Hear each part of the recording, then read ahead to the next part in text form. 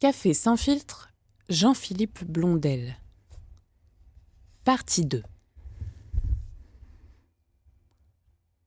Fabrice, 31 ans, bar, tabouret numéro 1.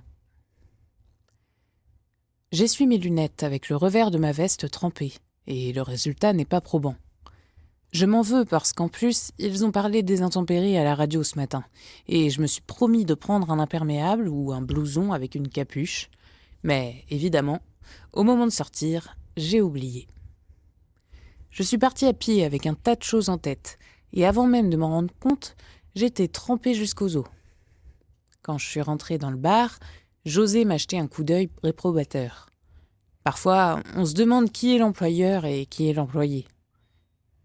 C'est sans doute parce que nous ne correspondons à aucun des clichés qui traînent. José a le même âge que moi, mais nous nous connaissons depuis si longtemps qu'avec les années, il est devenu mon père, ma mère, mon frère, mon oncle, mon suzerain et mon vassal, tout à la fois. Par-dessus le bar, il m'a lancé une serviette en murmurant « Tes cheveux !» Il a pointé du nez le tabouret que nous avons appelé numéro 1 et m'a d'autorité préparé un double café. Je ne sais pas ce que je ferais sans lui. Déjà, je n'ouvrirais pas ça aussitôt. J'ai avalé une gorgée, je l'ai remercié et j'ai évoqué le pass sanitaire. Il a haussé les épaules en répondant que rien n'était encore décidé pour les bars. Il a donné l'exemple de l'Angleterre où, malgré le nouveau variant, les restrictions étaient levées. Nous avons souri de concert. Nous n'avons tous les deux que peu de considération pour Boris Johnson. Encore moins pour Trump ou Bolsonaro, évidemment. Nous nous retrouvons sur les fondamentaux. Il a ajouté qu'on aviserait un jour au jour le jour. On s'en était assez bien tiré jusque-là, non ?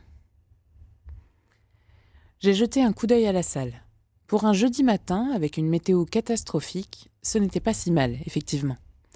La fille du fond, celle qui plantait là jusqu'au soir, un homme entré juste avant moi qui a rejoint son ami à la table 2, une mère et son fils, table 3, et au moment même où je les observais, le fils s'est levé brutalement, manquant de renverser sa tasse, et est sorti en trombe.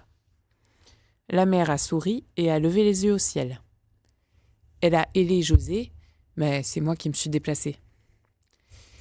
Elle avait une réclamation, a-t-elle indiqué en souriant. Cette théière, quand même, c'était très pingre. Non, parce que, sérieusement, quand on commande un thé, on prend le temps qui va avec. On le laisse infuser, on musarde un peu. On boit une première tasse, puis une autre. Enfin, vous voyez le tableau. Elle était prête à payer beaucoup plus cher, insistait-elle, mais pour un vrai moment de détente. Et Dieu sait si elle en avait besoin. J'ai hoché la tête en réfléchissant. Oui, nous devrions avoir ça quelque part. Et oui, elle avait raison. Même si nous n'étions pas à proprement parler un salon de thé, nous devrions offrir le meilleur aux clients. Je suis repassée de l'autre côté du bar et José a marmonné « Qu'est-ce qu'elle veut ?» de sa voix qui sert davantage à éloigner les clients avinés qu'à attirer les quinquagénaires du matin. Je lui ai conseillé de ne pas s'en soucier. J'en faisais mon affaire. J'ai ce côté gendre idéal, que je me suis doublement pas, ni marié, ni parfait, mais qui a beaucoup de succès auprès de ce type de clientèle. J'ai dégoté sous le bar une lourde théière en porcelaine, dont José ignorait même l'existence. Je l'ai consciencieusement lavée, ai porté l'eau à ébullition et l'ai portée avec la boîte à sachets. La cliente était aux anges. Je pouvais sentir l'agacement de José dans mon dos. Il y a des détails qui lui échappent, parfois. Comme la présence de cette jeune femme à la table du fond, celle que j'ai appelée la dessinatrice et qu'il s'acharne à surnommer la gribouilleuse. Elle l'indispose. Moi non. Elle est un chat dans un salon. Elle se pelotonne dans son coin. Elle habite le lieu. Et le lieu a besoin d'être habité. Après cette année et demie d'ordre et de contre-ordre, de fermeture, de réouverture avec QR code sur les menus et masque obligatoire, puis de couvre-feu. Je ne sais pas comment nous tenons encore debout. Comme les soignants, j'imagine, parce que nous n'avons pas le choix. Ces murs sont à moi. Je les ai rachetés il y a 2 ans. Jocelyne était fatiguée, elle cherchait un repreneur et elle refusait de vendre son affaire au fils Lebrun, qui possède déjà la moitié des bars de la ville et qui joue au Monopoly avec les enseignes. Elle n'était pas dans la précipitation, Jocelyne. Elle avait 68 ans, elle était prête à prendre sa retraite, mais pas à n'importe quel prix. Jocelyne insiste sur le fait qu'elle a toujours été une femme libre, une forte tête, selon certains.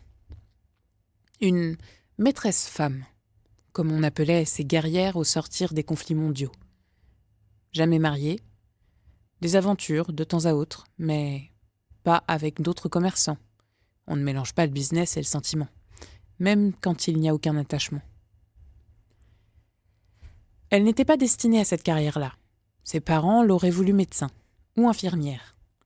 Un métier en rapport avec la santé qui leur aurait permis de bénéficier, croyait-il, de conseils avisés lorsqu'ils deviendraient vieux.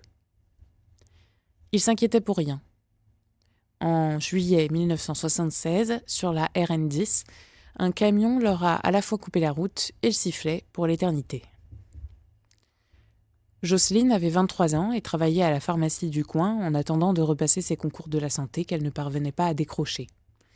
Elle a hérité d'une petite maison qu'elle a immédiatement revendue, a effectué quelques placements avisés. Depuis toute petite, elle avait une fascination pour la bourse, les obligations, les actions, et elle savait exactement dans quel secteur elle souhaitait investir. L'avenir se lirait dans les ordinateurs. Elle a risqué gros, mais elle savait que si elle perdait son argent, personne ne viendrait le lui reprocher. C'était ça, la vraie liberté. En quelques années, elle a amassé une somme plus que coquette. Elle a quitté son poste, s'est fait embaucher comme serveuse par des amis de ses parents, qui lui ont très vite confié de plus grandes responsabilités, quand ils se sont rendus compte que Jocelyne savait y faire, tant au niveau des comptes que de la gestion et des clients indélicats. Elle n'avait pas sa langue dans sa poche et savait imposer le respect. « Je suis un bulldozer, je défonce tous les murs », glisse-t-elle quand elle a bu un coup de trop. Ce qui se produit rarement, car Jocelyne déteste perdre le contrôle et laisser les mots non pas dépasser sa pensée, mais l'exprimer trop clairement. Jocelyne a peu confiance dans les êtres humains, ce qui lui évite d'être déçue, dit-elle. Elle a confiance en moi, en revanche. Elle a raison. Elle m'a souvent confié qu'elle aurait aimé avoir un fils, comme moi. Je ne réponds rien. Je plante mes yeux dans les siens. Elle détourne le regard et lance que, si le bar ne marche pas, je pourrais facilement trouver une place de gigolo. Elle précise qu'elle veut bien se reconvertir en mère maquerelle sur ses vieux jours.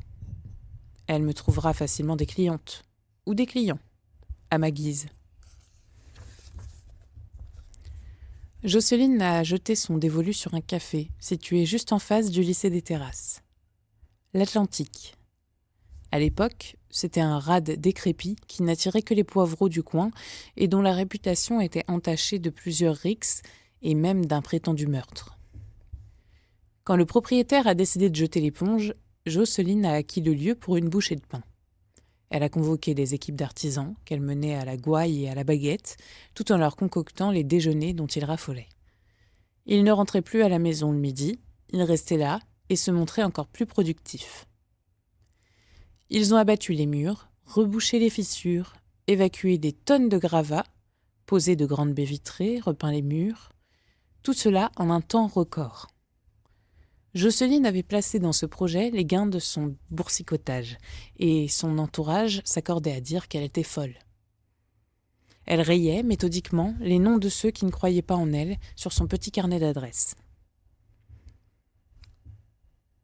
Elle avait vu les lycéens désœuvrés à la sortie de l'impasse qui menait à leur établissement. Ils dépensaient leur argent à la boulangerie.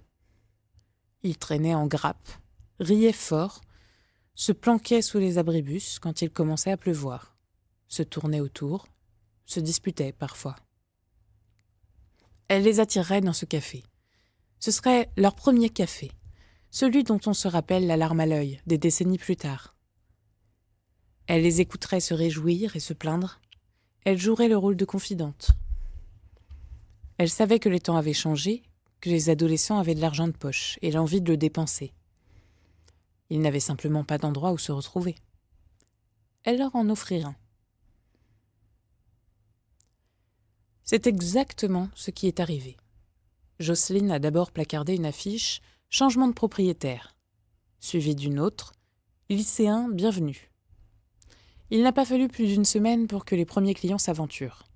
Le bouche à oreille a fonctionné à merveille, attirant des élèves d'autres lycées de l'agglomération et même le soir, quelques étudiants de l'IUT qui venaient d'ouvrir. Mais ceux-là ne restèrent pas longtemps quand ils découvrirent que Jocelyne n'avait pas l'intention d'ouvrir après 20 heures.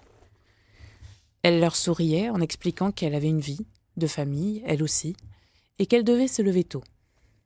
Le lycée ouvrait à 8 heures, le bar 45 minutes avant. Une vie de famille. Jocelyne n'en voulait sous aucun prétexte. Ce dont elle avait besoin en rentrant dans son appartement, c'était de calme. Après toutes ces journées, à observer ses jeunes clients s'amouracher, s'envoyer des piques ou des perches, se déchirer, se soutenir et se jurer des amitiés éternelles qui ne dureraient que quelques mois, elle se sentait pleine et épuisée. Sa solitude ne lui pesait plus. Elle était encore jeune, mais plus assez pour se rendre en discothèque sans détonner. Elle n'avait pas envie de fréquenter d'autres bars la nuit tombée. Elle avait fait peu à peu le vide autour d'elle. En fumant une de ces fameuses longues cigarettes mentholées, elle m'a confié un jour que son existence s'était diluée dans celle de ces adolescents qui, en grandissant, partaient poursuivre leurs études supérieures dans d'autres villes, migraient vers la capitale sans espoir de retour, étaient remplacés par d'autres tout aussi agaçants et attachants, bruyants et tendres. Elle apprenait de nouveaux prénoms, découvrait de nouvelles musiques et de nouvelles idoles. Le temps semblait perpétuel. Sa seule déception, au fond, c'était que ceux qui avaient traîné des heures dans son établissement étaient très peu à revenir la voir, une fois qu'ils avaient quitté le quartier. Elle faisait partie d'un décor qu'ils avaient replié dans un coin de leur mémoire. Un jour, ils se rappelleraient l'existence du café et chercheraient le nom de sa propriétaire. Mais si, tu sais, la blonde, avec ses cigarettes qui n'en finissent plus. Ah, comment elle s'appelait déjà ? J'étais un des rares fidèles. Je crois que la loyauté est une de mes qualités premières, peut-être la plus importante. Avec le sentimentalisme. C'est un défaut pour la plupart de ceux avec lesquels je discute. L'attachement aux autres serait une forme de faiblesse, surtout lorsqu'on n'est pas relié par les liens du sang. Il conviendrait de ne se concentrer que sur les vrais proches, la famille nucléaire, les parents, les enfants, et pour le reste, basta. Ce sont souvent des amis qui me tiennent ce discours, et je réplique que, dans ce cas-là, je ne devrais pas tenir compte d'eux. Ils rient.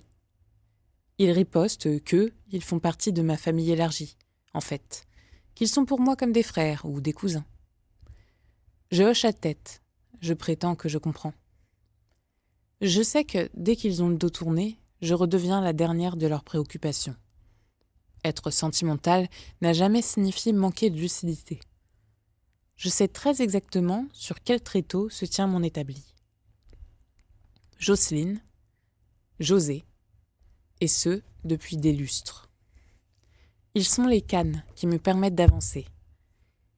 Ma démarche est encore instable, mais je gagne en confiance et en assurance. J'ai toujours été touchée par les histoires qu'on me racontait, et on m'en a raconté beaucoup. Je ne suis pas celui dont on tombe follement amoureux. Mon nez est droit, mais un peu court. Je suis trop maigre. La barbe mange une partie de mon visage, et mon œil droit semble légèrement plus grand que le gauche. Je parais fragile. C'est sans doute pour cela que mes interlocuteurs ont envie de partager une partie de leur fardeau. Ils se disent que je ne vais pas leur faire de mal, que je suis un oiseau, que leurs soucis vont glisser sur mes plumes et que je pourrai ensuite les transporter ailleurs, loin d'eux. Lorsqu'ils s'en vont, ils sont soulagés. Ils me remercient. Ils ont pitié de moi aussi. Ils se demandent ce que je vais devenir. Être réceptacle n'est pas un métier d'avenir. Ils ont tort. Je me suis rendu compte très tôt à quel point écouter était une force. Écouter et agir, dans la discrétion la plus absolue. Cela a commencé avec José, puis avec ses filles qui se posaient des questions et qui en arrivaient à la conclusion que j'étais peut-être la réponse, même si elle n'était que temporaire. Et avec Jocelyne, enfin. Nous étions ici, dans ce bar, qui s'appelait déjà le Tom's, puisque c'est elle qui lui a donné ce nom étrange. Elle venait d'annoncer qu'elle allait bientôt prendre sa retraite. L'Atlantique avait périclité après quelques années fastes, parce que les lycéens préféraient quitter le périmètre de leur établissement et se rendre dans les bars centraux, où ils payaient à prix d'or des cocktails compliqués aux noms exotiques. Jocelyne elle-même était moins attachée à ce café, depuis qu'elle avait connu une déception sentimentale. Elle avait revendu les murs à la succursale de la banque d'à côté, qui rêvait de s'étendre. Elle en avait tiré un bon prix. Elle avait hésité se relancer ou se retirer des affaires en plaçant ses billes en bourse, puisque cela lui avait réussi des années plus tôt. La crise de 2008 l'avait rendue plus circonspecte. Elle s'était mise en quête d'un nouvel écrin. Elle avait trouvé ce bar PMU. Elle connaissait le propriétaire. Il l'avait mise en garde contre les dangers pour une femme seule. Elle avait riposté qu'elle saurait s'entourer et que, de toute façon, elle mettrait un terme à la vente des billets de loto ainsi qu'à celle des cigarettes.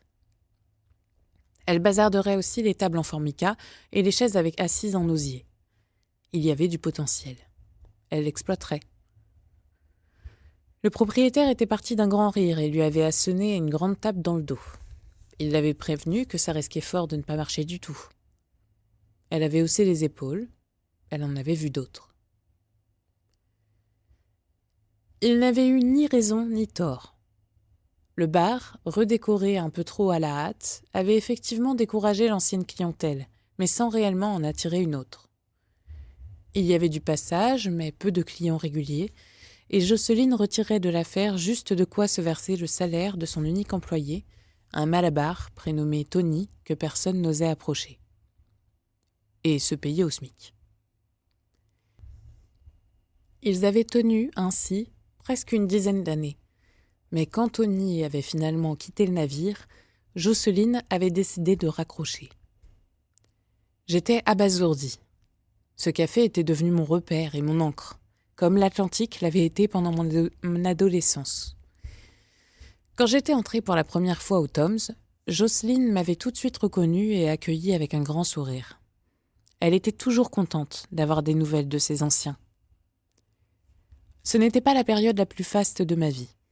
J'avais étudié les réseaux informatiques, mais je m'étais vite aperçue que je m'ennuyais ferme dans les emplois que l'on me proposait.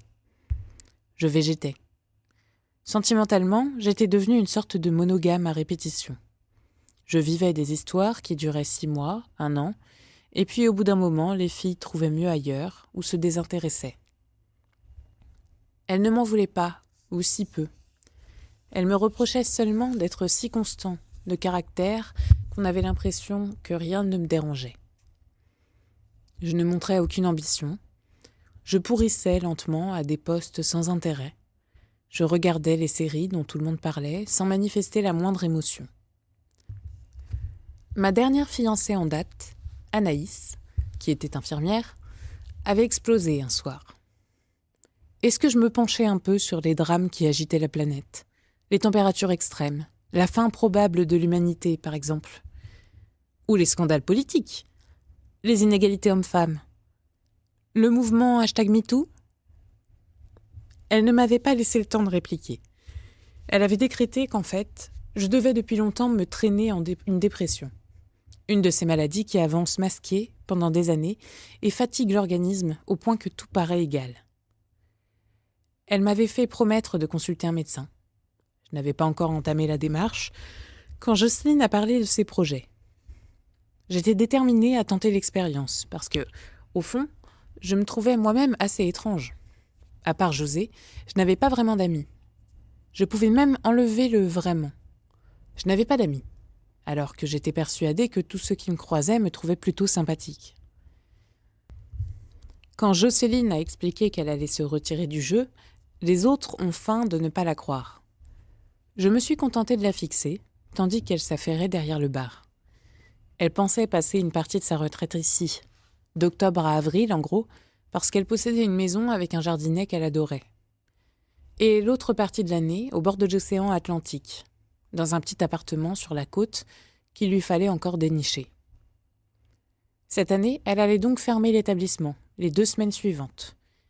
Protestation morne des habitués, pour trouver le logement adéquat. Le problème, ajoutait-elle ce soir-là, c'est qu'elle n'était pas très bonne conductrice et que l'âge n'arrangeait rien. En outre, 2 semaines à écumer les agences immobilières dans des stations balnéaires encore semi-désertes à cette époque pouvaient ruiner le moral. Elle cherchait donc un accompagnateur.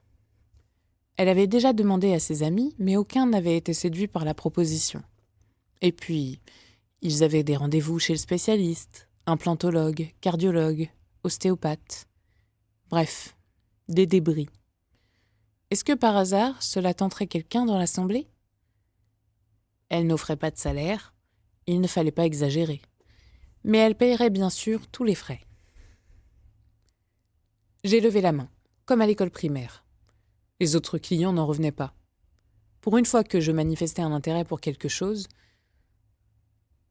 Jocelyne a souri et a murmuré « Fabrice, j'en étais sûre ». Et elle m'a tapé dans la main. Nous partirions le surlendemain. Et maintenant, champagne. C'était la tournée de la patronne. Ces gens que vous croisez pendant des années et dont vous n'imaginerez pas l'importance qu'ils vont revêtir dans votre existence. José, Jocelyne. Lorsque cette semaine étrange que nous avons passée tous les deux à la recherche de la perle rare qui abriterait ces mois d'été, je me suis confiée à Jocelyne beaucoup plus qu'à n'importe qui jusqu'alors. Le fait que l'Atlantique avait été un refuge au moment où la situation se tendait à la maison, mon père hurlant sur ma mère, la traitant de tous les noms, le quartier pavillonnaire où nous résidions, les voisins, témoins des disputes et de l'alcoolisme croissant des 2 membres du couple. Cette certitude dans le lotissement que tout cela allait mal finir. À l'Atlantique, entre l'antique jukebox, dont certains titres ne changeraient jamais parce que Jocelyne les aimait plus que tout, le baby-foot et le flipper, sur les bancs de bois surpeuplés, au milieu de ces rires ou de ces brouhahas, tout semblait simple. J'étais presque devenue populaire. On me tapait sur l'épaule, on me parlait de l'avenir, de ce qu'il nous réservait, des carrières que nous embrasserions. Je me laissais bercer, j'avais l'impression d'appartenir à un endroit. Lorsqu'il a fermé, alors que je m'y rendais pourtant de moins en moins souvent, cela a été un véritable déchirement. Sur la côte atlantique, les agents immobiliers nous prenaient pour une mère et un fils, et nous ne les détrompions pas. Nous nous coulions dans ces rôles-là. Parfois même, nous surjouions. Elle lançait des phrases comme « Non, mais franchement, est-ce que tu me vois vivre ici, fiston ?» On nous proposait souvent des chambres adjacentes. On était début juin, la saison était lancée, mais les restaurants étaient encore déserts.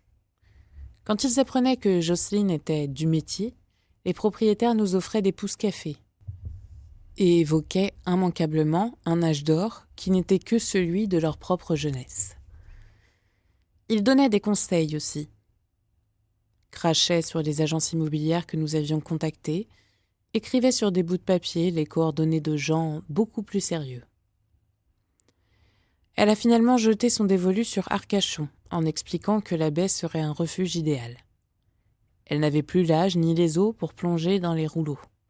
Et puis, il y avait cette promenade sur le front de mer, les bateaux pour les excursions à l'île aux oiseaux. Une vraie petite ville, avec tous les commerces à proximité. J'ai rétorqué que les prix étaient prohibitifs et les biens rares. Mais elle a haussé les épaules. Elle avait confiance. Elle avait raison. Nous avons dégoté un appartement dans une résidence calme et en retrait des animations. Un T3, récemment rafraîchi, qui était clairement surévalué, mais que Jocelyne a payé rubis sur l'ongle. Sur le balcon minuscule, elle avait murmuré « Ici, ce sera parfait ». Elle a tenu à m'inviter dans un de ces palaces où notre tenue détonnait. Tandis que le serveur nous orientait vers le fond de la salle, elle s'est installée devant le bow window, signalant au jeune homme que nous étions probablement assez riches pour racheter cet établissement et qu'il cesse donc de nous considérer comme des pecnos, merci. Elle a commandé du champagne et un grand plat de crustacés pour deux. J'ai été obligée de lui avouer que j'étais incapable de découper des langoustes ou des tourteaux. Personne ne m'avait enseigné la technique. Elle a rétorqué qu'il y avait un début à tout, au décortiquage des fruits de mer comme à la gestion d'un café. La bouteille est arrivée. Elle a trinqué avec moi. La semaine qui se terminait allait définitivement changer non seulement sa vie, mais aussi la mienne. Elle avait en effet décidé, avant même de lancer l'invitation aux Toms ce soir-là, que la personne qui se montrerait prête à partager ce voyage avec elle, si il ou elle se montre digne de ce séjour, deviendrait son héritier universel.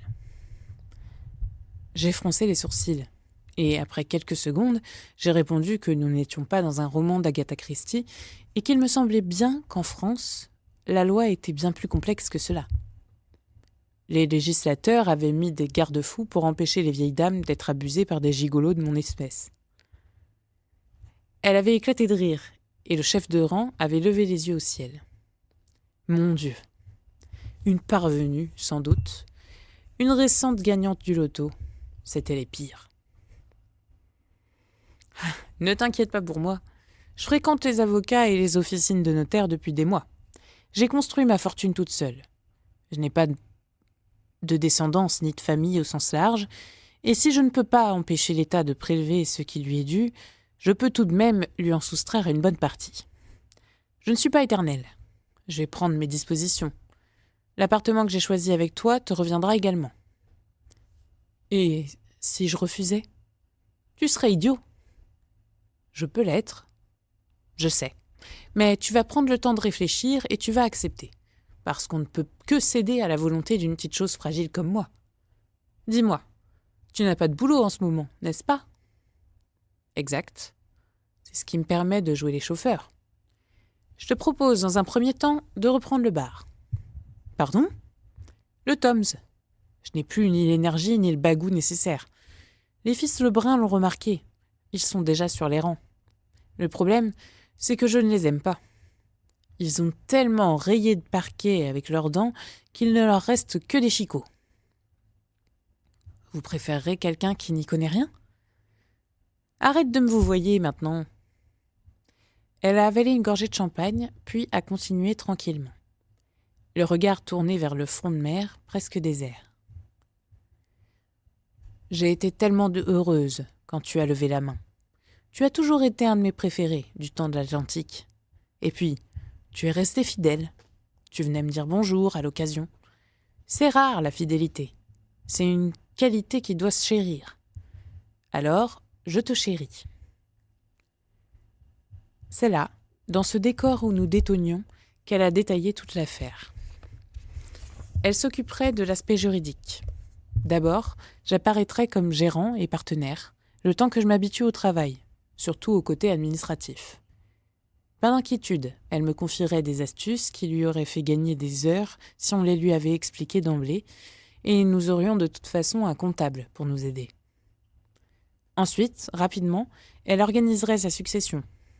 Elle avait effectué des recherches poussées dans ce domaine.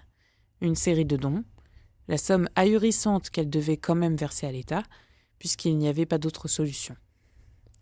Cela aurait été plus simple, évidemment, si elle avait procréé, mais on n'allait pas revenir sur ce qu'il n'y avait pas eu lieu. Je l'ai arrêté d'un geste. En somme, je deviens votre fils? Ton? Pardon?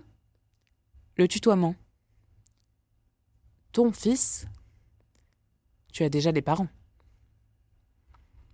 J'ai pensé à eux, à l'étrange existence qu'ils menaient tous les deux désormais.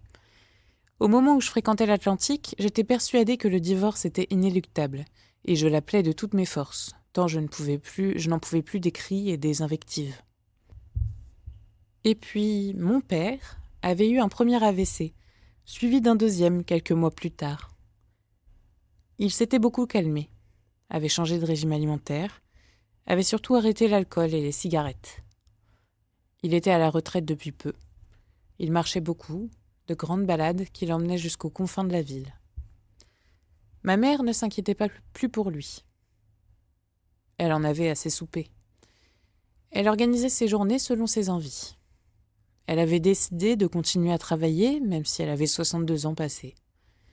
Pas pour l'argent, insistait-elle, même si ce n'était pas négligeable. Pour le contact social. Pour les copines du boulot.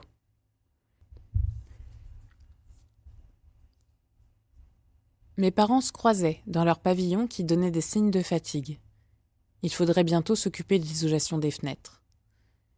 Ils étaient cordiaux l'un envers l'autre. Ils cohabitaient. Ils n'en revenaient pas eux-mêmes du calme qui régnait à la maison. Ils avaient décidé aussi, une bonne fois pour toutes, de ne plus se préoccuper de moi, de mes amours, de mon avenir professionnel. Il était clair que j'étais un raté, surtout à l'aune de la réussite des enfants des voisins, mais qu'y pouvait-il ? Ils m'avaient donné toutes les chances, et si je ne les avais pas saisies, c'était mon problème, pas le leur. J'avais plus de 30 ans. Chacun sa croix. Jocelyne a fini sa coupe. Elle a ajouté que cette histoire de filiation, c'était très symbolique. Nous ne devions rien l'un à l'autre. Elle ne me demanderait jamais de m'occuper d'elle quand elle serait trop vieille et impotente. Elle m'indiquerait simplement à quel moment je devrais l'accompagner en Suisse pour rejoindre la clinique spécialisée dans les départs en douceur. Bon, on ne va pas rester sur des considérations aussi grotesques. Parlons plutôt de toi. De moi ? Mais il n'y a rien à dire. De tes amours. Oh, traversée du désert. Pas sûr qu'elle mène à une autre oasis. Tu as essayé les sites de rencontres ? J'ai soupiré. Quand on atteint la trentaine, maintenant, la question revient sans cesse. Non, je n'ai pas rejoint la grande communauté des célibataires qui cherchent des aventures ou l'amour parfait sur le catalogue international des rencontres programmées. Oui, c'est sans doute une erreur, de la fierté mal placée. L'impression idiote que, lorsque tu en es réduit à chercher sur Internet, ce que tu n'es pas parvenu à trouver dans la vie quotidienne, c'est que tu es vraiment inadapté. En face de moi, Jocelyne a simplement souri. Il y avait une trace de rouge à lèvres sur l'une de ses prémolaires en haut. Je ne vais pas te blâmer, Eva. Ce n'est pas mon rôle, et surtout, ce ne sont pas mes affaires. Mais je t'ai regardé à l'œil toutes ces années. Pardon ? À l'Atlantique, d'abord. Je me rappelle que tu étais amoureux de cette fille. Comment s'appelait-elle déjà ? Celle qui s'habillait comme une clocharde, mais qui pétait dans de la soie. Élise ? Quelque chose, non ? Élise Legrand. Je n'y crois pas. Pardon, tu te souviens d'Élise Legrand ? Avec sa façon de rejeter ses longs cheveux blonds en arrière quand elle riait ? Une vraie caricature. Ces baskets sales qu'elle aimait mettre sur mes bancs et que je lui ordonnais systématiquement de retirer. C'est à mon tour de sourire. Élise Legrand et ses cheveux en bataille, alors que toutes ses consoeurs passaient des heures un lisseur à la main. Ses vestes matelassées achetées chez Oxfam à Londres. Une caricature de l'altermondialisme de pacotille. Tu savais que ses parents dirigeaient la plus grande entreprise de cartonnage d'Europe ? Je l'ai appris plus tard, oui. Tu étais accro, hein ? J'ai acquiescé doucement, en détournant le regard, parce que j'ai senti la vague qui montait. C'était ridicule. Tellement d'eau avait coulé sous les ponts. Jocelyne m'a touché le bras. Tu t'es fait avoir, ça arrive. C'est l'âge où on teste son pouvoir de séduction. Pour elle comme pour toi, cela n'avait aucun sens. Mais j'avais mal pour toi, tu vois. Je te voyais te consumer et je savais qu'il n'y avait aucun espoir. T'as eu des nouvelles par la suite ? Ah, indirectement. Elle est allée à Paris, fac de droit, je crois. Elle voulait rentrer à Sciences Po. Bref. Et depuis ? J'ai haussé les épaules. J'ai murmuré que la conversation était gênante. Jocelyne a éclaté de rire. Elle a riposté que c'était normal. Elle était elle-même très embarrassante. Je me suis entendu répondre que j'avais eu des aventures, de ci, de là, rien de concluant, rien non plus qui dure très longtemps. Les filles attendaient que j'aie plus de coffre, ou d'ambition. D'envergure, quoi. L'envergure, je te l'offre sur un plateau. J'ai voulu ironiser, mais je n'ai rien répliqué, parce qu'au fond, elle avait raison. J'ai une dernière question. Vas-y. Pourquoi est-ce que le bar s'appelle le Tom's ? Garçon, pourrions-nous avoir l'addition, s'il vous plaît ? Nous allons débarrasser le plancher. Et honnêtement, leur pas n'était pas mal, mais pas de quoi grimper au rideau. Faites attention, je poste jamais rien sur les réseaux sociaux, mais le jeune homme en face de moi maîtrise les évaluations et les commentaires comme personne. Le serveur a rougi violemment. Jocelyne s'est penchée vers moi. Elle a simplement murmuré « plus tard ». Et elle m'a fait promettre de ne pas changer le nom du bar. Jamais. Mais même quand elle serait morte et enterrée. Je me suis engagée. Voilà, c'est là que ma vie a basculé. Et en un tour de main, je suis devenue un autre. Un homme qui accepte les responsabilités et qui anticipe les mois à venir. Un homme qui garde en permanence un œil sur les dépenses et les recettes. Un homme qui embauche et prend en charge les conflits avec les clients du bar. Le premier employé que j'ai recruté, c'était José, bien sûr. Il ne pouvait pas en être autrement. Jocelyne a tenu sa parole. Elle me laisse toute latitude. Pourtant, il reste encore quelques traces de celui que j'ai été. Des brûlures d'estomac qui me réveillent parfois la nuit. Cette façon de courber la tête en passant devant les demeures bourgeoises de l'avenue, Parmentier, parce que je suis conscient que je ne ferai jamais partie de ce monde-là et que je ne parviens pas encore à être fier de mes racines. Et puis, cette hésitation agaçante chaque fois que je pénètre dans ce bar qui est le mien, désormais. Mes murs, ma possession, mon bien. Tout le monde s'accorde à dire que c'est un drôle de nom pour un café français, avec cette apostrophe et ce S anglo-saxon, qui n'appartiennent pas à notre grammaire ni à notre culture, bien sûr. On a déjà bien assez d'anglais dans les enseignes de magasins ou les chaînes de fast-food. En plus, ça a un côté un peu démodé, non ? On imaginerait à l'intérieur des fauteuils profonds, orange et marron, des lampes basses et des femmes très maquillées qui discutent avec des hommes aux grosses cravates rayées. Un lieu de rendez-vous à interlope dans les années 70. Je laisse les théories s'échafauder. À un moment donné, il y a toujours quelqu'un pour me demander la raison de ce choix. Je réponds que je n'ai rien choisi du tout, puisque c'est l'ancienne propriétaire qui l'avait baptisé ainsi. Elle m'a fait promettre de ne pas changer le nom. Les clients haussent les sourcils. Ils ricanent en lançant « Et toi, tu as obéi ?» Je souris. Je rétorque que je tiens mes promesses, c'est tout. D'ailleurs, cela tombe assez bien, puisque Thomas, c'est mon deuxième prénom. C'est une sorte de clin d'œil. Un passage de témoin. En face, on hoche la tête. On comprend mieux. On est content d'avoir été mis dans la confidence. On ressortira l'anecdote à l'occasion. Cela prouvera qu'on connaît le patron et qu'ici, c'est en quelque sorte comme un deuxième chez soi. Je m'appelle Fabrice Michel Joseph Ortega. Personne n'aurait pensé à me nommer Thomas. Mon père était d'origine espagnole, mais entendait que sa progéniture soit immédiatement reconnue comme française de pure souche. Le Miguel des aïeux s'est naturellement transformé en Michel. La Josepha qui avait élevé ma mère a perdu sa dernière lettre en intégrant ma carte d'identité. Fabrice ? Lorsque je leur ai posé la question, mon père et ma mère ne se souvenaient pas précisément comment l'idée leur était venue. C'était un prénom à la mode. Il y avait un animateur radio célèbre qui le portait, des chanteurs aussi. Je m'appelle Fabrice Michel Joseph Ortega, mais maintenant, pour beaucoup de résidents du quartier, je suis le patron du Tom's. Je suis persuadée qu'un jour, je deviendrai Tom tout court. Je n'y trouverai rien à redire. Ce sera un juste retour des choses. Je jette un coup d'œil à la salle. Il y a quand même un peu de monde.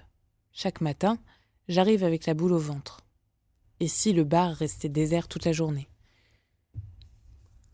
Et si plus personne n'avait envie de se rendre au café, avec les mesures sanitaires, les masques et tout le tintouin, depuis si longtemps maintenant?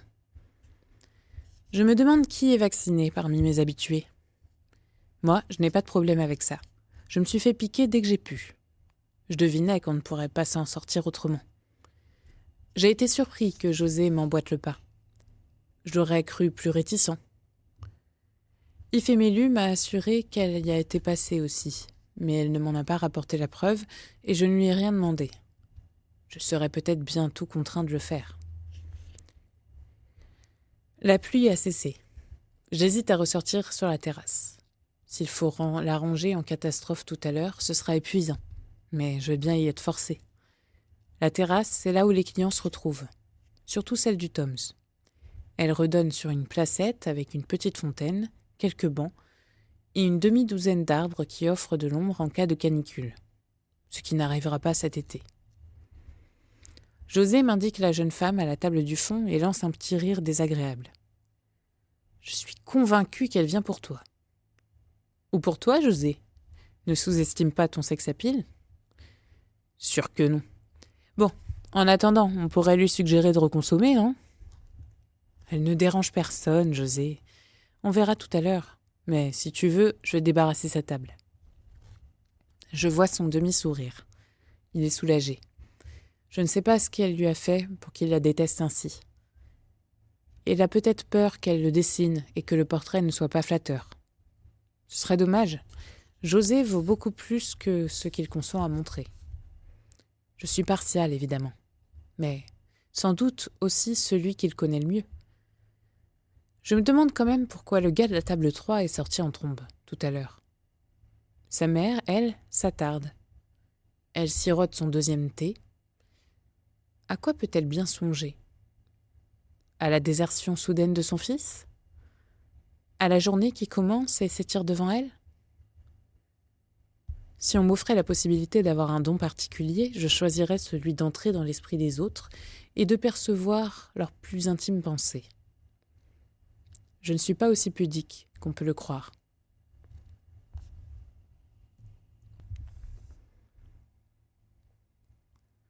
« 10h30.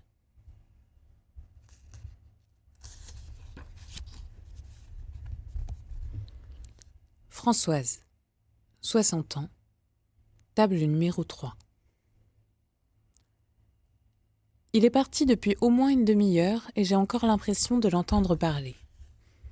Ce qui est sûr, c'est que dans cette grande école de commerce où nous l'avons envoyé et qui coûtait les yeux de la tête, il a appris à discourir.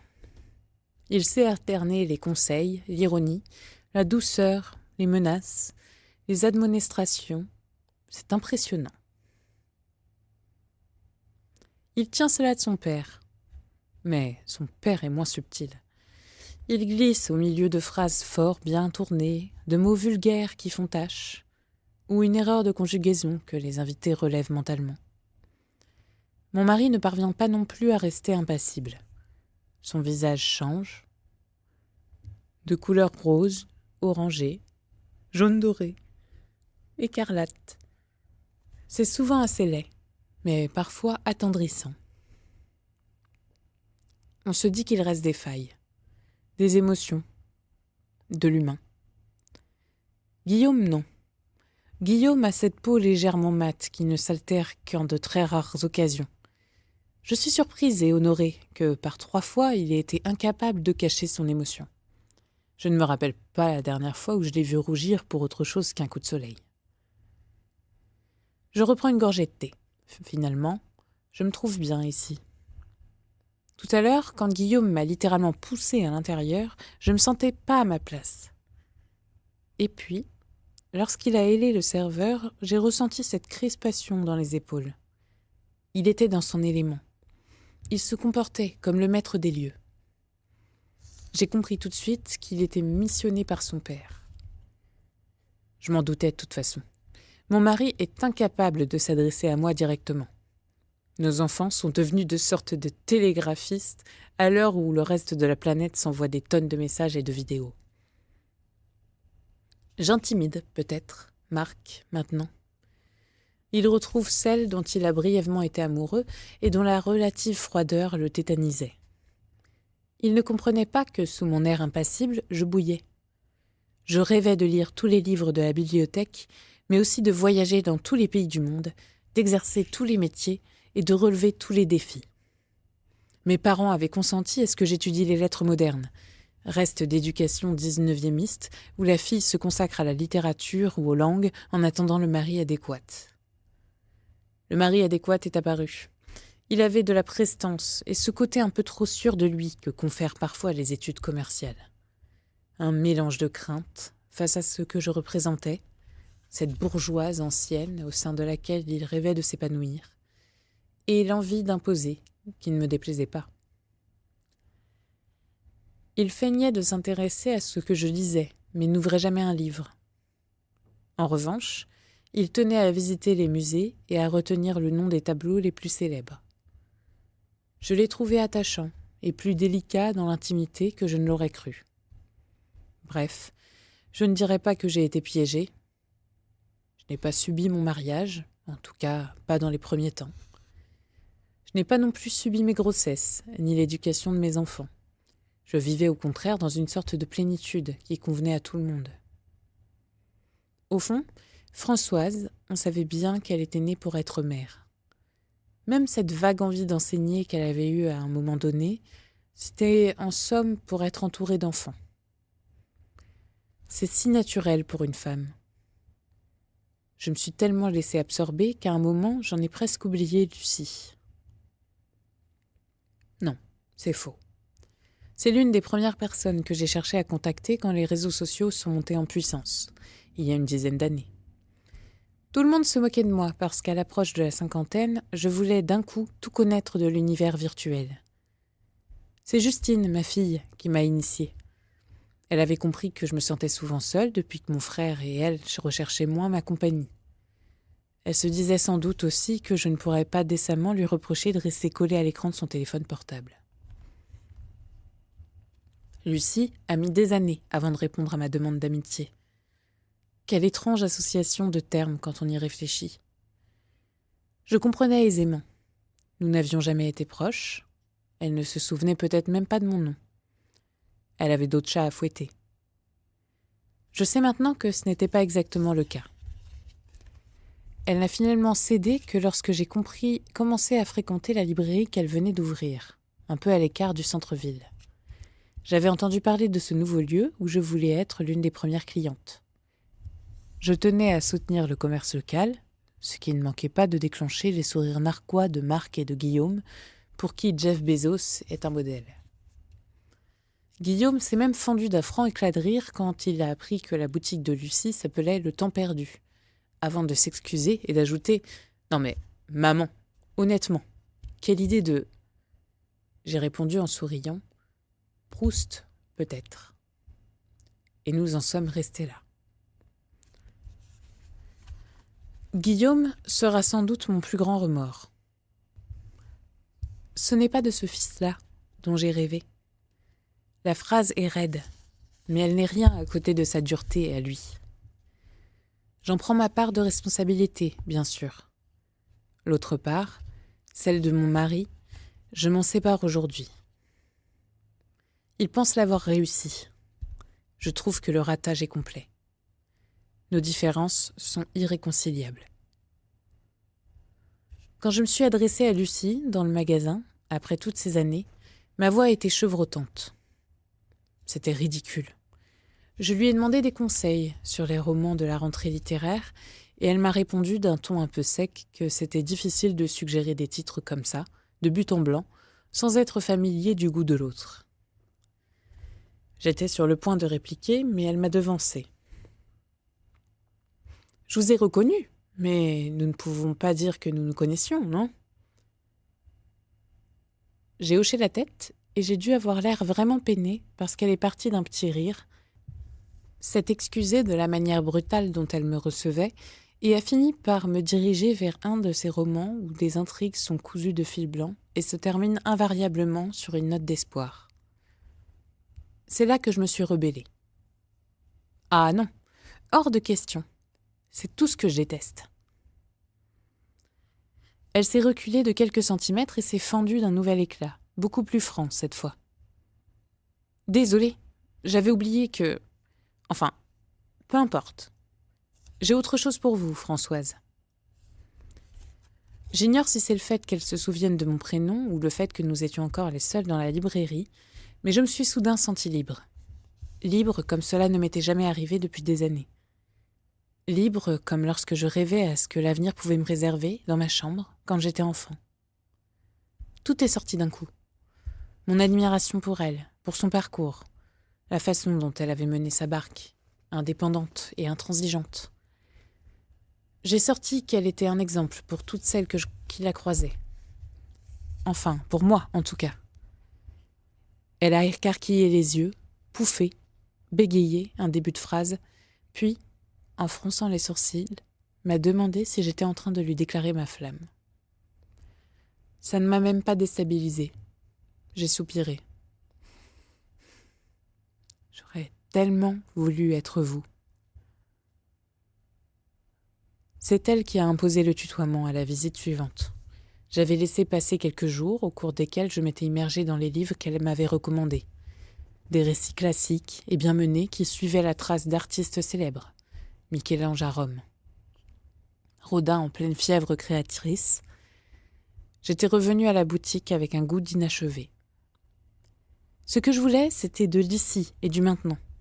Rencontrer des personnages que je pourrais croiser dans la rue, comprendre leurs réactions, éprouver leur colère, leur frustration, leur espoir et leur joie. Je ne cherchais pas à m'évader en lisant. Je cherchais à retrouver mes marques. Je les avais perdues depuis trop longtemps.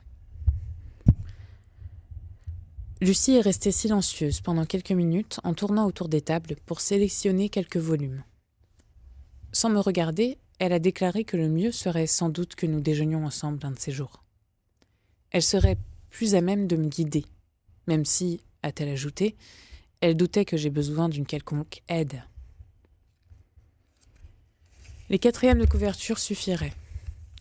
J'avais des goûts beaucoup plus affirmés que ce que je le croyais. J'ai accepté l'invitation tout de suite, mais elle ne s'est concrétisée que 2 mois plus tard. Le temps que nous nous jaugions. Elle m'accueillait avec de plus en plus de cordialité, mais je sentais qu'il restait un fond de défiance. Je ne pouvais pas lui en vouloir, après tout. Personne ne recherchait ma compagnie. J'étais une de ces mères de famille oisives qui traversent l'existence comme les épisodes d'une série américaine des années 50. Lorsque je me regardais dans la glace de la salle de bain le matin, je n'éprouvais pas non plus le désir de me lier d'amitié avec moi-même. C'était un cinglant constat d'échec. Et personne dans la maisonnée ne le remarquait. La seule chose qui me consolait, au fond, c'était d'écouter les actualités et de me rendre compte à quel point la planète allait mal. Dans 20 ou 30 ans, tout serait plié. On n'en parlerait plus. Nous nous sommes retrouvés dans cette cantine mexicaine à demi déserte, à l'écart du centre-ville. C'était la première fois que je m'aventurais dans le quartier. Le patron nous a chaleureusement accueillis. Lucie était visiblement une habituée. Elle a commandé une fajita et des refritos, et je l'ai suivie sans bien savoir ce que j'allais manger. Cela n'avait aucune importance. J'avais la sensation très nette d'avoir effectué un pas de côté par rapport à l'existence que je menais, et j'en étais à la fois stupéfaite et très honorée. Surtout, j'étais en compagnie de Lucie, une situation que j'avais fantasmée de nombreuses fois pendant mon adolescence. Je laissais mon regard errer sur la décoration exotique. J'étais sur un petit nuage. J'en suis descendue très violemment lorsqu'elle a déclaré qu'au fond, c'était une bonne idée, de déjeuner. Cela allait permettre de crever l'abcès. J'ai planté mes yeux dans ceux de Lucie. Elle s'est contentée de me fixer sans sourire. C'est bien ce que je pensais. Tu n'es au courant de rien, n'est-ce pas ? Je n'avais pas besoin de répondre. Il suffisait, j'imagine, de voir la tête que j'étais en train de tirer. Ainsi, cette invitation avait une raison d'être, et une sérieuse. Des dizaines d'images se percutaient devant mes yeux, incluant des visages auxquels je n'avais pas pensé depuis des années, tandis que je tentais de reprendre mes esprits et que, d'une voix étranglée, je murmurais. À propos de quoi ? Lucie a soupiré et hoché la tête plusieurs fois avant de répondre par une question. De Léa et de Guillaume ? Le soulagement. Immédiat. Égoïste. Je n'étais pas en cause. Il s'agissait de mon fils et de la fille de Lucie. Une histoire d'amour, malheureuse, sans doute. Guillaume ne se vantait pas de son succès auprès des filles. Il n'en avait pas besoin, son père s'en chargeait. Il l'avait rencontré à plusieurs reprises au bras de conquête. Il en tirait une fierté que je m'efforçais de ne pas trouver déplacée. En présence d'invités, il n'hésitait pas à faire des allusions que Guillaume feignait de rejeter avec force, mais qui, je le savais, flattaient son ego. Je me répétais cette phrase que j'avais entendue dans un film un jour. « Les hommes, ensemble, c'est pitoyable. » Voilà. Guillaume avait dû séduire la fille de Lucie et avait dû rompre avec la brutalité dont je le savais capable. Lucie avait passé des jours entiers à consoler sa fille et elle en voulait à Guillaume. La vie, quoi. En face, Lucie s'est défendue d'un demi-sourire ironique. Et là, tu es en train d'imaginer une histoire gâchée et un chagrin d'amour parce que tu le veuilles ou non, tu restes prisonnière de tes schémas. Le viol. C'est ce qui s'est imposé à moi à ce moment-là. J'ai chassé l'idée tout de suite. S'il y avait eu viol, Lucie aurait poussé sa fille à porter plainte. Nous en aurions entendu parler. Ou alors, il s'agissait de cette fameuse zone grise dont on parlait tant en ce moment. Ce moment où la femme n'a pas donné son accord et où l'homme se méprend. Non, ce n'est pas la bonne formulation. Ce moment où l'homme profite de l'indécision de la femme. Non, c'est encore autre chose. Il n'y a rien de sexuel dans cette histoire, Françoise. C'est comme si Lucie avait suivi le fil de mes pensées. Étais-je réellement si transparente ? Je l'observais. Elle a pris une grande inspiration avant de se lancer. Elle a parlé de harcèlement. De harcèlement qui s'attaque à l'âme et non à la chair. Elle a raconté les humiliations quotidiennes alors que nos enfants fréquentaient le même établissement. Guillaume était de ces élèves phares dont tous les professeurs retiennent le prénom, tandis que Léa tentait de se faire la plus discrète possible. Les insultes. La grosse, la moche, l'abrutie, la connasse. Le bannissement des fêtes. L'intimidation auprès des autres pour qu'on ne s'avise pas d'adresser la parole à la proie désignée. Les phrases répétées au détour des couloirs. Tout le monde te déteste. Est-ce que tu comprends ça ?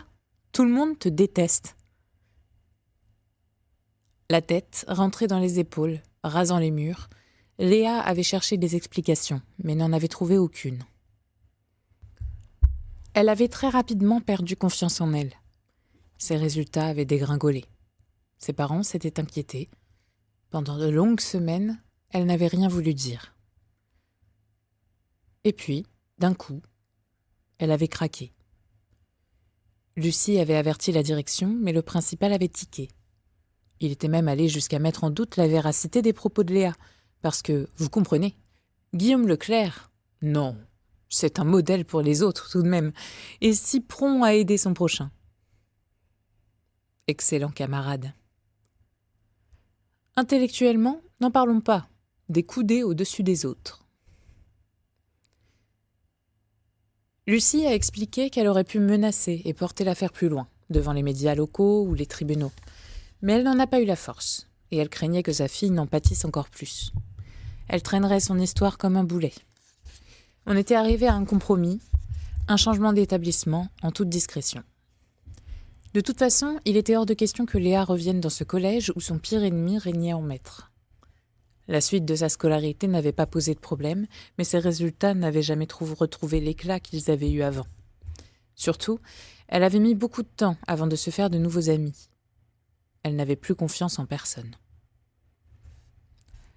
C'est ça le pire, tu vois, Françoise.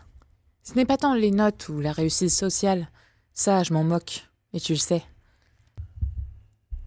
Il y a des milliers de façons de s'épanouir dans la vie, et la plupart d'entre elles ne passent pas par l'obtention de diplômes ronflants. Mais la perte d'assurance, la fragilité qui en est, c'est difficile de lutter contre. Malgré les thérapeutes, malgré le temps qui passe, elle va bien maintenant, heureusement. Mais je crois que si elle rencontrait ton fils dans la rue, elle changerait immédiatement de trottoir au lieu de se planter devant lui et de le gifler. Je me suis levée. Puis, rassise. J'ai tenté de prononcer quelques mots, mais rien ne sortait. J'avais mal à la tête. J'aurais voulu m'étendre sur le carrelage et disparaître. Ou revenir quelques heures en arrière. Quelques semaines même. Ne jamais être entrée dans la librairie. Mais c'était ridicule. Ignorer n'efface rien. L'important, c'est d'admettre. Et de réparer quand c'est possible. C'est ce que j'ai proposé, tandis que le patron posait sur la table les plats que je ne me souvenais pas avoir commandés et dont je n'avais plus du tout envie. Je ne sais pas quoi dire. Rien, c'est très bien. Honnêtement, j'avais peur que tu réfutes tout en bloc et que tu partes en claquant la porte. J'aurais compris.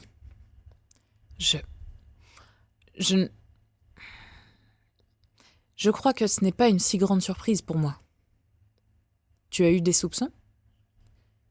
Non, mais je vois bien le type d'homme qu'il est en train de devenir.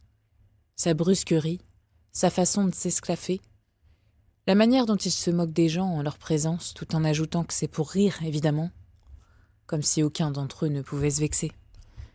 Ce sentiment de toute puissance. Il faut que je rencontre Léa. Il faut que je m'excuse.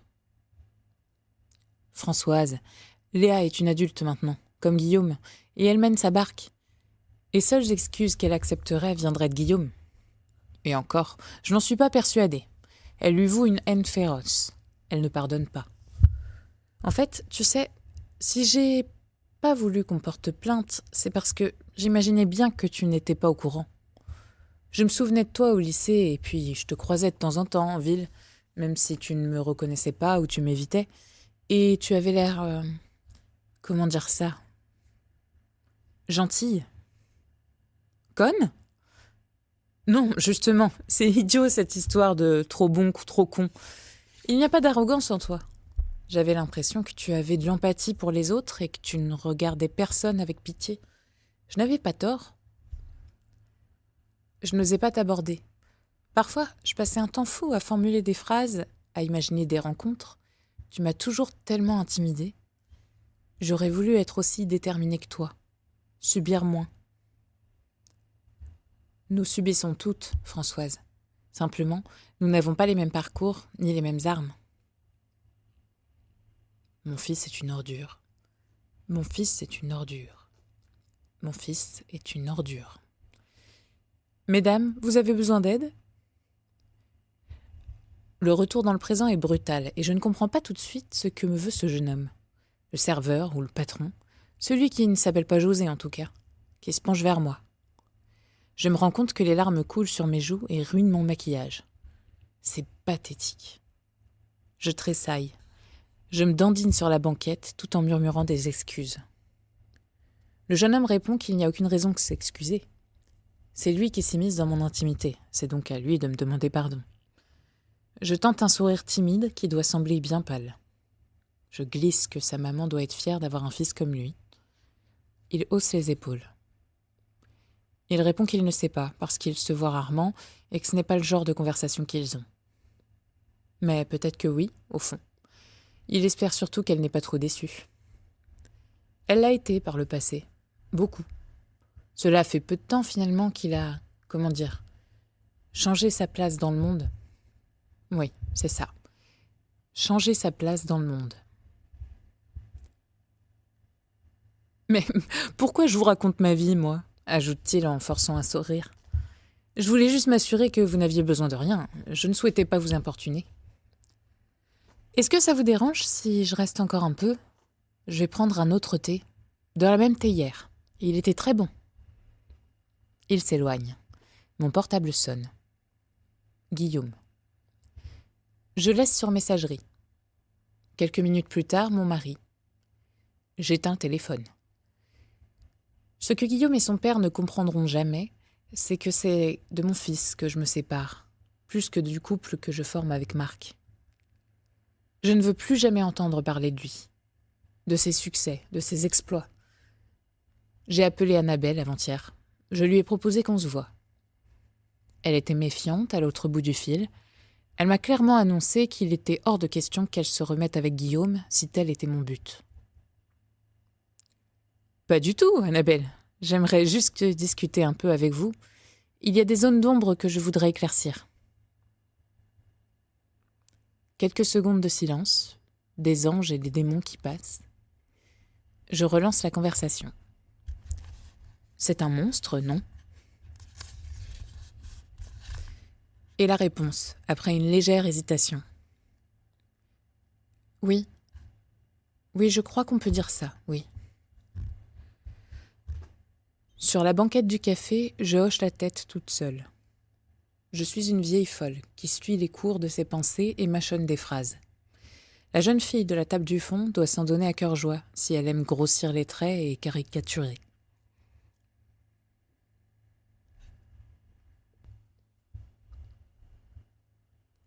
Chloé. Je me suis arrêtée de crayonner. Je vois de dos cette femme dont le fils a quitté précipitamment les lieux tout à l'heure.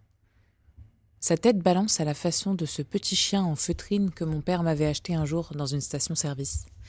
On le pose sur la plage arrière, et comme ça, avait ajouté mon père, tu le regardes et tu ne t'ennuies pas. C'était la période où je réclamais régulièrement un chaton ou un chiot, dont mes parents ne voulaient pas entendre parler parce que c'est beaucoup d'entretien, et que c'est tout un bordel de trouver quelqu'un pour s'en occuper pendant les vacances. J'ai suivi les conseils de mon père ce jour-là. J'ai observé le mini-chien qui hochait la tête. J'ai senti la nausée monter. Le crissement de pneus, le vomi sur le bord de la route. Mon père partageait entre l'agacement parce que ça allait baisser sa moyenne kilométrique et la satisfaction d'avoir refusé de prendre l'autoroute parce que, tiens, ça t'arrive ça, sur une autoroute, tu te gares en catastrophe sur la bande d'arrêt d'urgence, à peine la gamine sortie, un camion passe à toute allure et là, hop, elle est morte. Je suis fille unique. Je le regrette encore aujourd'hui.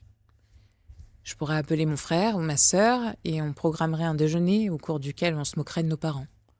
Enfin, de notre mère, puisqu'il ne reste plus qu'elle. De ses contradictions. De ses fantasmes de nouvelle vie. Une cliente entre et demande si elle peut se mettre en terrasse maintenant que l'averse est passée. José maugré que oui, mais qu'il va falloir attendre un peu pour qu'il dispose les tables. Il est débordé pour l'instant. La femme hésite 2 secondes, puis s'en va, sans même un au revoir. Je jette un coup d'œil à l'autre table occupée. Ils sont 2, du même âge, peu ou prou. Ils se connaissent sans doute depuis longtemps. Il n'y a pas d'échange. Le premier parle tout seul, et le second le fixe en souriant. Dans ses yeux, un étrange mélange de tendresse et de désespoir. J'entends des bribes de phrases, parce que celui que je ne vois que de dos n'hésite pas à élever la voix. Il doit avoir l'habitude de prendre la parole en public. Il exude la confiance en lui. Harry était un peu comme ça, très sûr de son fait, et en même temps plus carré, plus polaire. Finlandais, quoi. La fameuse alliance volcanique des pentes glacées et du cratère brûlant. Si le gesticulateur part en premier tout à l'heure, j'irais bien glisser quelques mots à son interlocuteur. Le féliciter pour son calme et son impassibilité face à la logorée. Je lui avouerai que son ami, là, la seule chose dont on ait envie, c'est de lui coller une paire de gifles. Évidemment, je ne le ferai pas. Je ne suis pas ce genre de femme. Je ne sais pas du tout quel genre de femme je suis d'ailleurs. Une sans attache. Une qui s'est installée très loin d'ici, au nord, et qui est revenue ni plus riche ni plus pauvre qu'avant. Je revois le visage d'Harry, ses yeux mobiles, la petite tache de naissance sur sa joue gauche, les cheveux d'Annika. La lumière leur donnait des reflets roux. Leur image m'accompagne quelques secondes, puis se dissout. Parfois, je parviens à me persuader qu'ils n'ont jamais existé. J'avais un salon de thé à Vanta. C'est ma formule magique, mon mantra. Lorsque je suis au plus bas, ces 8 mots convoquent une foule d'images. Mon tablier, la tarte au citron meringuée. Les moustapirakas, compromis entre le crumble et la tourte aux myrtilles. Les panukaku, ces crêpes qui tiennent au corps. Madame Virtanen, qui voulait que je l'appelle Maïja, et qui ne comprenait pas que je continue à lui donner du madame malgré son grand âge. Le chien de Häkkinen, le voisin du dessus. Harry, qui glissait la tête dans l'entrebâillement de la porte et laissait entrer l'air frais ou glacial. Je levais les yeux, j'apercevais les passants qui se rendaient au centre commercial. Les immeubles disséminés autour de la place. Les villes finlandaises ne sont pas attirantes. Elles ne croulent pas sous les vestiges ou les monuments comme les françaises. Elles sont plus âpres. Je m'y sentais bien, pourtant. Mon cocon. Rien ne pouvait m'arriver au pays du Père Noël. J'entendais la voix d'Annika qui... Non. Revenir au présent. Ah, cette fois-ci, José semble avoir renoncé. Il m'envoie son acolyte. Enfin, son patron, si les informations que j'ai recueillies sont exactes. C'est étrange. On imaginerait plutôt José en gérant et Fabrice en garçon de café. Il n'adopte pas la même technique que son collègue. Il nettoie les tables, déjà propres, qui jouxtent la mienne. Puis, l'air de rien, il relève la tête, regarde quelques instants la rue par la baie vitrée. Me demande doucement si je souhaite commander de nouveau ou si je préfère qu'on me laisse tranquille. C'est tellement inattendu que je suis déstabilisée. Oui, bien sûr. J'espère que je ne vous dérange pas trop. J'ai l'impression que j'agace profondément votre collègue. José ? Oh non, ne vous inquiétez pas. Il bougonne souvent, mais c'est une crème. Bon, c'est mon plus vieil ami, alors je ne suis pas objectif. Vous tenez le bar tous les deux ? Il rit. C'est le verbe « tenir » qui l'amuse, précise-t-il. C'est comme si on parlait de chevaux qu'il fallait domestiquer, ou d'un voilier menacé dans la tempête. Cela dit, ajoute-t-il, vous avez raison, cette dernière année, ça a ressemblé à une tempête. Nous ne savions pas si nous pourrions rouvrir. Il s'excuse de me déranger avec ses sornettes, alors que j'ai l'air très occupé. Je souris.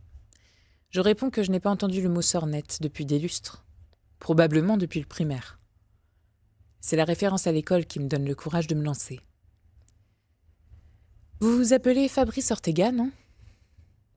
Il marque un temps d'arrêt. Il est là, l'éponge rose à la main, hésitant entre l'inquiétude et l'intérêt. Nous nous connaissons ? Et là, j'imagine la panique, les visages et les peaux qui défilent. Est-ce que, par hasard, un soir d'ivresse, j'aurais couché avec cette fille ? Est-ce que, lors d'une soirée estudiantine ou lycéenne, on aurait flirté ?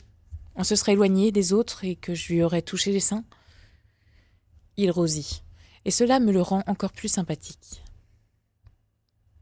Non, pas vraiment. Enfin, si, mais on n'était pas, comment on dit déjà, proches ni familiers. Nous étions dans la même classe d'espagnol au collège. S'il vous plaît, quand je vous dirai mon nom, ne faites pas semblant de vous rappeler parce que j'étais une souris grise qui rasait les murs. Vous n'avez probablement aucun souvenir de moi. D'accord, mais il faut quand même que vous me révéliez votre identité si vous voulez que j'aie une quelconque réaction. Je m'appelle Chloé. Chloé Fournier. Vous voyez, ça ne vous évoque rien. Je n'étais pas du type solaire, c'est toujours le cas d'ailleurs, sinon je ne serais pas assise dans l'arrière-salle. Pourtant, vous êtes installé à côté de la baie vitrée. Vous pouvez observer tout ce qui se passe dedans et dehors. Je ne relève pas. Je trouve peu à peu les traits de Fabrice Ortega en classe de 4e. Il n'était pas non plus très bavard, mais il jouissait d'une certaine popularité. pas excessive non plus. Disons que tout le monde semblait l'apprécier, ce qui n'était pas mon cas. Je pousse le bouchon un peu plus loin et je m'aperçois que cela m'amuse. Vous portiez souvent un t-shirt dont j'étais terriblement jalouse. Une vue de Manhattan depuis le pont de Brooklyn. Son visage s'illumine de suite derrière le masque. Il s'en souvient parfaitement. Il avait obtenu de hautes luttes au moment des soldes à l'hypermarché du coin. Ensuite, il avait prétendu que c'était son oncle qui lui avait rapporté des States. On ne disait pas États-Unis ou USA. On lançait States, comme ça, à la cantonade, et tous les autres ouvraient de grands yeux. Et puis, un jour, vous m'avez aidé sur un problème de maths. Oh, juste quelques minutes, dans le couloir du bâtiment B, à côté des toilettes. Il plit ses yeux. Cela lui évoque quelque chose, oui. Un souvenir brumeux. Les petits carreaux qui revêtaient le sol. Les allées et venues permanentes des filles et des garçons. Des filles, surtout, qui avaient transformé les WC en boudoirs. Leur sujet préféré, les garçons et les garçons. Les menstruations, parfois aussi.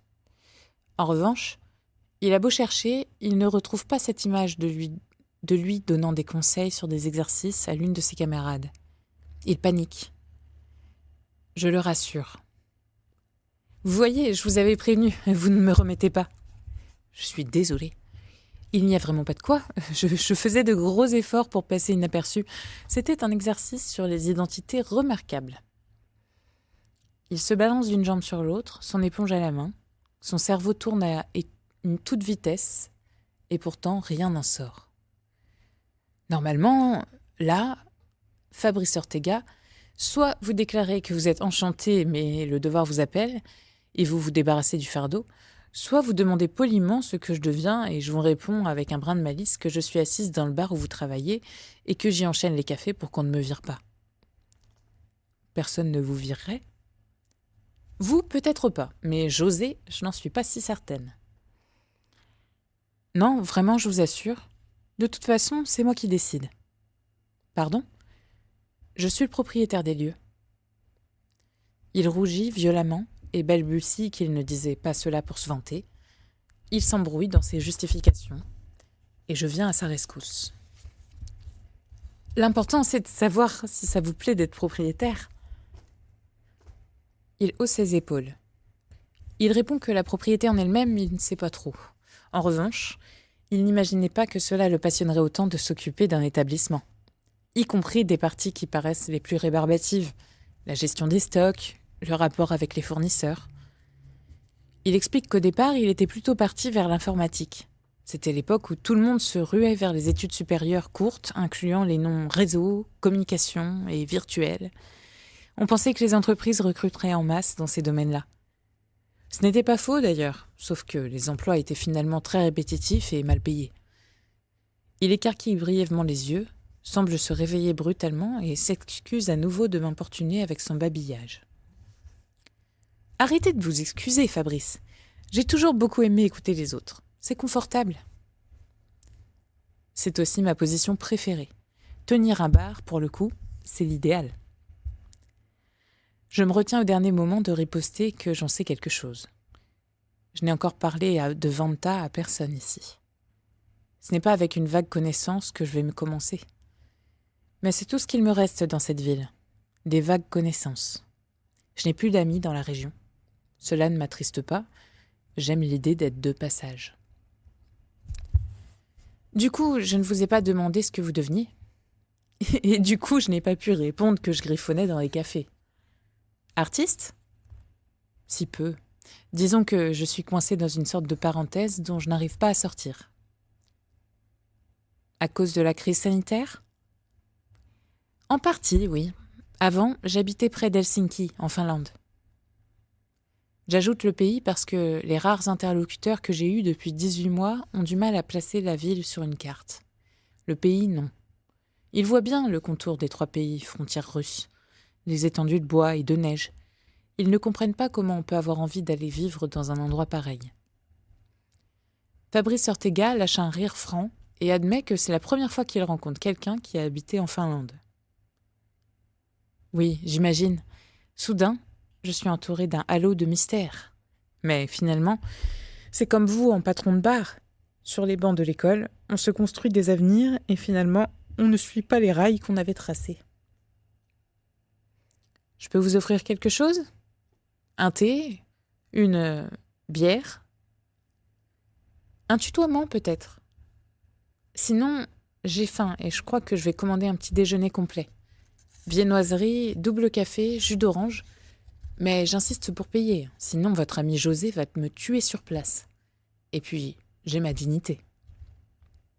Je vous apporte ça tout de suite. Vous restez encore un moment, du coup, non? Il tourne les talons et je m'absorbe dans la contemplation de la chaussée en train de sécher. Le ciel semble se dégager et quelques rayons percent. Je résiste à la tentation de vérifier sur mon smartphone la météo à Vanta. Je vois Fabrice qui échange quelques mots avec José, qui lève les yeux au ciel. Je dois être au centre d'une conversation. Cela ne m'est pas arrivé depuis des lustres. C'est du champagne que j'aurais dû commander.